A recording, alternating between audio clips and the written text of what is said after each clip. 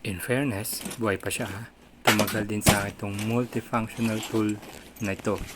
This is Eagle brand multi-tool. So many tools in one piece. Ito siya. Problema lang, tanggal na yung mga wooden grip niya.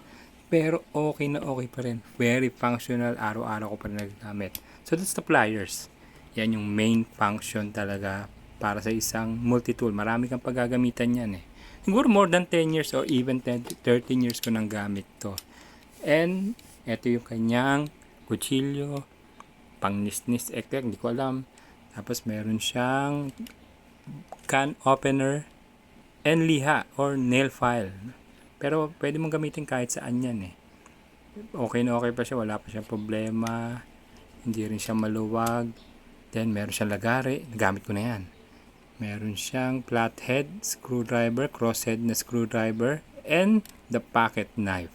Isa rin sa pinakamahalaga yan. Yung isa hindi ko alam para saan yan, pero siguro kahit saan. So this is the Eagle brand, more than 10 years na.